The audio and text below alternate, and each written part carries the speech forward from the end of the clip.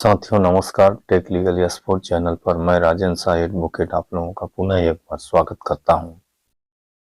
साथियों, एक संगठन के द्वारा यह दावा किया जा रहा है कि कल यानी 12 मार्च को मोदी जी निवेशकों का पैसा दिलाने के लिए गारंटी लेने जा रहे हैं। गारंटी देंगे कि निवेशकों सहारा निवेशकों का भुगतान एक एक पैसा ब्याज सहित पैसे का भुगतान होगा। तो आज का वीडियो हम इसी पर्पज से बना रहे हैं कि क्या मोदी की गारंटी दिलाएगी सहारा निवेशकों का भुगतान। क्या मोदी जी गारंटी देंगे कि हम एक एक सहारा निवेशकों के भुगतान दिलाएंगे। साथियों, जैसा कि मेरा मानना है कि संगठन के द्वारा ऐसा कई बार इस तरह का भ्रामक प्रचार किया गया और कई बार बोला गया कि निवेशकों का भुगतान दिलाने की गारंटी है मोदी की। हालांकि किसी की भी सरकार हो, सरकार आपसे यह नहीं कहेगी। किसी भी सांसद विधायक या कहीं भी आप मंत्री मिनिस्टर के पास चले जाइए आप आवेदन वगैरह लेके, तो आपके आवेदन को वो निश्चित रूप से दस्तखत करेंगे, अप्रूव्ड करेंगे, सारा प्रक्रिया करेंगे। वो कभी आपको नाराज नहीं करेंगे। तो सहारा निवेशक तो पूरे देश भर में करोड़ों की संख्या में है, तो उनका भुगतान दिलाने के लिए कभी इतने बड़े तादाद में लोगों को नाराज नहीं किया जा सकता। लेकिन जहां तक आम सभा का बात है, यानी कि जनता के सामने वादा करने का बात है, यह कभी भी मोदी जी नहीं करेंगे। अगर मोदी जी को यह करना होता तो किसानों का आंदोलन 1-1.5 साल तक न चलता। पहलवानों का जो अभी आंदोलन चला था दिल्ली में, उनके साथ क्या क्या घटनाएं हुई, यह सब न होता। अगर मोदी जी सचेत होते, मोदी जी जागृत होते, मोदी जी चाहते कि नहीं वाकई में किसी के साथ गलत हुआ है, तो ऐसा कृत्य कभी न होता। अब तक में बहुत पहले ही इस मार्ग का पटाक्षेप हो गया होता, इस आंदोलन का पटाक्षेप हो गया होता। लेकिन आज दिन तक कभी भी मोदी जी के मुंह से ऐसा शब्द नहीं निकला है कि अब मोदी की गारंटी है हम निवेशकों का भुगतान दिलाएंगे। तो ऐसा गारंटी कदापि नहीं करेंगे। और न ही मोदी जी 12 मार्च को जो संगठन ने दावा किया है, उनके संगठन के आह्वान पर न ही मोदी जी वहां जाएंगे। हाँ, कोई सांसद विधायक चला जाए तो सांसद विधायक की अहमियत क्या है, क्या सांसद विधायक इतना बड़े राशि का भुगतान करवाने में सक्षम है, यह भी संभव नहीं है। सरकार ही कर सकती है। लेकिन हाँ, मैं एक चीज कहना चाहता हूँ कि यह जो आंदोलन है, यह सिर्फ आंदोलन और ये लड़ाई जो है, यह सिर्फ निवेशकों के भुगतान कराने की लड़ाई नहीं है। यह लड़ाई सत्य और असत्य की है, धर्म और अधर्म की लड़ाई बन गई है। जिस तरह से महाभारत हुआ था, महाभारत में एक तरफ धर्म था और एक तरफ अधर्म था। अंतोगत्वा धर्म की जीत हुई थी। उसी तरह यह लड़ाई है, सहारा और सरकार की लड़ाई है। सरकार जो आरोप लगा रही है, वह आरोप सही है या गलत है, हालांकि इसका डिसीजन माननीय सर्वोच्च न्यायालय को करना है। लेकिन माननीय सर्वोच्च न्यायालय में जो देरी हो रही है, उस देरी से हम निवेशकों को जरूर शंका आशंका बन रहा है। लेकिन फिर भी हम लोगों ने अभी तक विश्वास नहीं छोड़ा है। हम लोग सभी पर विश्वास करते हैं। अगर संगठन के द्वारा हम निवेशकों को यह आश्वासन मोदी जी के द्वारा मिल जाता है, या मोदी जी निवेशकों को के गारंटी का वादा करते हैं, तो मोदी जी के लिए बहुत बहुत धन्यवाद। मोदी जी के लिए जो भी कहें आप, वह शब्द करने के लिए तैयार है। मोदी जी का हजारों वर्षों तक सरकार रहे, क्योंकि उनके अगर इस तरह से न्याय करेंगे तो न्याय ही जनता को पसंद है। न्याय अगर आप जनता के साथ करते हैं तो न्याय ही तो जनता को चाहिए। सरकार की मेन कर्तव्य, मेन जिम्मेदारी तो यही है कि हम लोगों के साथ न्याय करें। और यह न्याय अन्याय हो रहा है, सरकार अन्याय कर रही है जनता के सामने। सरकार करे या सेवी करे, कोई भी करे, लेकिन वह सरकार की ही जिम्मेदारी है कि सरकार के ही जिम्मे जाएगा कि सरकार कर रही है। इस तरह से मेरा पुनः एक बार निवेदन है कि मोदी जी जरूर इस कार्यक्रम में जाएं और हम निवेशकों को संबोधित करें और आश्वासन दिलाएं कि हम सहारा के निवेशकों के एक एक पैसे का भुगतान कराएंगे, ताकि कुछ तसल्ली सहारा निवेशकों में हो। इसके अलावा जो प्रक्रिया चल रही है, इस प्रक्रिया को थोड़ा तेज करें, क्योंकि जो भी 10-15 करोड़ निवेशक हैं, वह निवेशक जो पैसा निवेश किए हैं, उस निवेश के पैसे से उनके लाखों सारे सपने हैं। अब वह सपने दिन प्रतिदिन टूट रहे हैं। और दिन प्रतिदिन सपने टूटने का कितना कष्ट होता है, यह जिसका सपना टूटता है उससे जाके पूछिए। वह किस तरह से दर दर की ठोकरें खाने को मजबूर है। किस प्रयास से, किस प्रयत्न से पैसा इकट्ठा किया था कि मिलेगा तो हम ये काम करेंगे, ये करेंगे, वो करेंगे। आज नहीं हो पा रहा है तो उसकी जो सपना चकनाचूर हो रहा है, उसकी क्या स्थिति होगी। सरकार को इस पर गंभीर रूप से विचार करना चाहिए। इसके अलावा सिर्फ भुगतान का ही मुद्दा नहीं है। भुगतान के साथ साथ जो 11-12 करोड़, 11-12 लाख कर्मचारी थे सहारा में, जिनके घरों का पूरा खर्चा यानी पूरा जीविकोपार्जन सहारा के ऊपर आधारित था, उन्होंने नौकरी तक त्याग दिया सहारा के लिए, क्योंकि सहारा में ही उनका इनकम होता था, आय होता था। सहारा से ही जो भी नौकरी मानिए या कुछ भी मानिए, लेकिन सहारा पर ही निर्भर था। उन 11-12 करोड़ लोगों के जीविकोपार्जन की भी चिंता सरकार को करना चाहिए। उनके लिए भी सरकार को सामने आना चाहिए। इसके अलावा सरकार को इतना ही नहीं, सरकार को एक चीज और करना पड़ेगा। जिस तरह से सहारा या लोगों के आय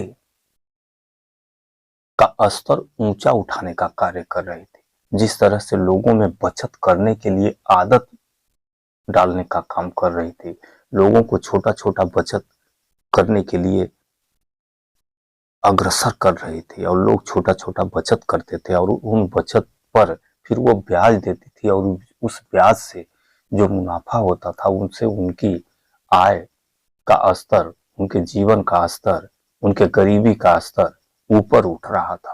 तो इस तरह का योजना सरकार को चलाना चाहिए।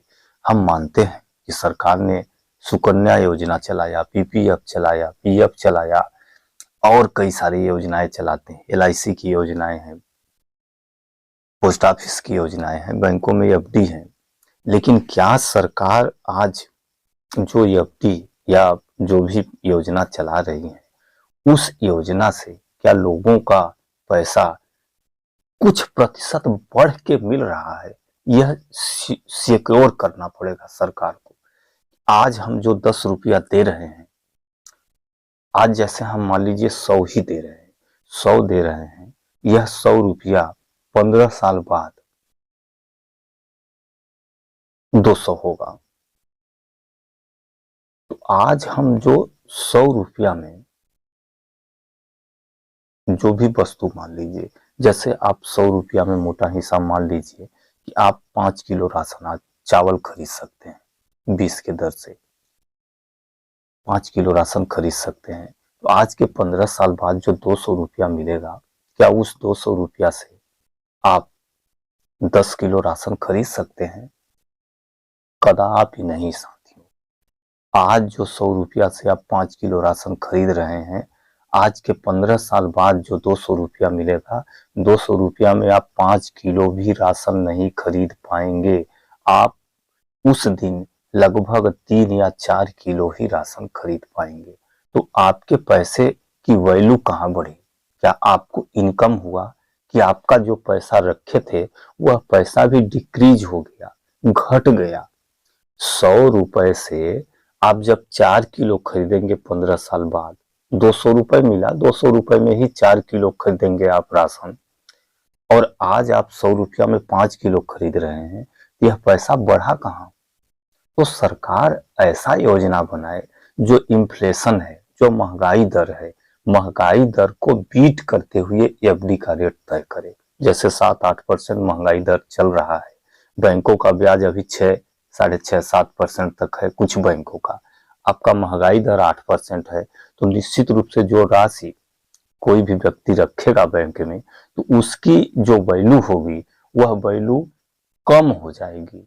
आप बढ़ाने के लिए तो राशि बढ़ा देंगे, 10,000 रखा है तो 20,000 दे देंगे, लेकिन जिस 10,000 से आज वो जो जो वस्तु या जो भी सामान परचेज कर ले रहा है, वह 15 साल बाद जो 20,000 मिलेगा, उस 20,000 से उतना वस्तु परचेज नहीं कर पाएगा, तो वह ऑलरेडी क्या माना जाएगा? वह राशि तो निश्चित रूप से जो आप 20 दे रहे हैं उसकी वैल्यू तो 10,000 से भी कम है, जब उतना सामान नहीं खरीद पाया। तो इस तरह से लोगों के आय को ऊंचा बढ़ाने के लिए सरकार को कुछ न कुछ योजनाएं चलानी चाहिए, तथा ऐसी योजना चलानी चाहिए ताकि लोगों को रोजगार भी मिलना चाहिए, एक चीज। दूसरा, लोगों को बचत करने के लिए आदत भी डलवाना चाहिए सरकार को ही, ताकि लोग आलसी, निकम्मा, आवारा न बने, वह काम करें, मेहनत करें, काम और मेहनत करें, और उस मेहनत के पैसों को आपके द्वारा चलाई गई स्कीमों में जमा करें। उससे उनको जो मुनाफा हो, वह मुनाफा इन्फ्लेशन रेट को कम करते हुए उनका मुनाफा अच्छा दिखे, ताकि उनका भविष्य जो है उज्जवल हो। तब हम एक सुदृढ़ भारत का सपना साकार कर सकते हैं, तब हम मानेंगे कि हमारे देश के लोग खुशहाल हैं। आज की स्थिति में कोई खुशहाल नहीं है, आज की स्थिति में सारे लोग परेशान हैं। भ्रष्टाचार तो आप छोड़ दीजिए, घूसखोरी हो गया, गरीबी हो गया, तरह तरह की समस्याएं से ग्रसित हैं, और इन समस्याओं से ग्रसित होने का कारण सिर्फ और सिर्फ प्रशासन की लापरवाही या सरकार की लापरवाही ही हम मान सकते हैं। आज भी लाखों लोगों के पास प्रत्येक दिन धोखाधड़ी होती है, प्रत्येक दिन धोखाधड़ी, कभी मोबाइल फोन से लॉटरी के नाम पर, तो कभी ओटीपी के नाम पर, तो कभी किसके नाम पर, तो कभी किसके नाम पर। लाखों लोगों के पास प्रत्येक दिन धोखाधड़ी हो रही है, उनके बैंक का जमा पैसा धोखेबाजों के द्वारा लूटा जा रहा है। लेकिन वह पैसा कैसे लूटा जा रहा है? वह पैसा कहीं ना कहीं किसी खाते से निकलकर किसी न किसी खाते में ही जमा हो रहा है। अब जिस खाते में जमा हो रहा है, उस खाते का डिटेल तो उस बैंक के पास है, लेकिन फिर भी उस खाते का डिटेल होते हुए भी सरकार उस धोखाधड़ी करने वाले व्यक्ति तक नहीं पहुंच पाती। यह किसकी गलती मानी जाएगी? किसकी लापरवाही मानी जाएगी? इसके अलावा जिस मोबाइल नंबर से वो फोन किया कि आपका यह लॉटरी लगा है, या आपका केवाईसी करना है, या आपका और कुछ करना है, जिस मोबाइल नंबर से वो फोन किया वह नंबर किसी न किसी टेलीकॉम कंपनी पर रजिस्टर्ड है, और टेलीकॉम कंपनी पर रजिस्टर्ड होते समय उसका सारा ब्यौरा लिया गया होगा, आईडी, एड्रेस, फोटो। तो जब सारा चीज लिया गया है, तब उस व्यक्ति तक क्यों नहीं पहुंचा जा रहा है? तो यह सब कमियां जो हैं, यह सरकार की कमियां हैं। इसमें सरकार किसी कीमत पर पीछे नहीं हट सकती या मुंह नहीं मोड़ सकती। तो सरकार की गलती है, तो सरकार अपने गलती को स्वीकार करे और तत्काल लोगों को भुगतान दिलाए। भुगतान दिलाने में ये जो लेट हो रहा है, माननीय सर्वोच्च न्यायालय के आदेशानुसार आज 1 साल से ऊपर हो गया। कौन सा भुगतान?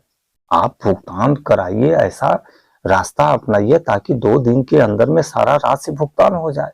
आप जब एक क्लिक से पूरे देश भर के करोड़ों लोगों के खाते में पैसा डाल सकते हैं एक क्लिक से, क्या एक क्लिक से 10-15 करोड़ लोगों का भुगतान नहीं हो सकता?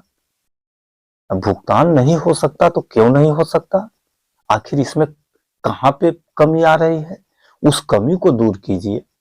आप छानबीन जो करना है, उनका बांड सही है कि नहीं है, ये बांड सही है नहीं है, हस्ताक्षर मैच कर रहा है नहीं कर रहा है, ये तो बात की बात है। आपको तो पता ये करना है कि क्या यह व्यक्ति पैसा जमा किया है कि नहीं किया है। अगर पैसा जमा किया है तो आपको हस्ताक्षर मिसमैच से या आधार मिसमैच से क्या मतलब। आपका नाम गांव है, उस व्यक्ति का बैंक का नंबर है आपके पास, तो आपके पास जब सारा डाटा है तो आप एक क्लिक से सब लोगों का कम से कम अभी प्रिंसिपल अमाउंट दे दीजिए। 10 साल से बेचारे उस पैसे के पीछे दौड़ रहे हैं, अभी तक प्रिंसिपल नहीं मिला है। हालांकि प्रिंसिपल से काम नहीं चलेगा, क्योंकि लोग जिस आशा और उम्मीद के साथ राशि जमा किए थे तो उनका आशा और उम्मीद जो था इंटरेस्ट ही था, तो आपको इंटरेस्ट के साथ देना है। लेकिन आप तात्कालिक रिलीफ अगर देना चाहते हैं तो मूलधन आप एक क्लिक में दे दीजिए और यथाशीघ्र दे दीजिए। ये गारंटी से कुछ नहीं चलेगा, हम गारंटी देते हैं। तो आप यह वादा करें कल अगर करते हैं तो कि लोगों का भुगतान 1 हफ्ता के अंदर, 15 दिन के अंदर हम करेंगे, हम वचनबद्ध हैं, हम ये क्लिक में करेंगे। तब मानेंगे कि आप वाकई में अपने कर्तव्य पर अडिग हैं, अपने कर्तव्य का पालन कर रहे हैं और लोगों के साथ न्याय कर रहे हैं।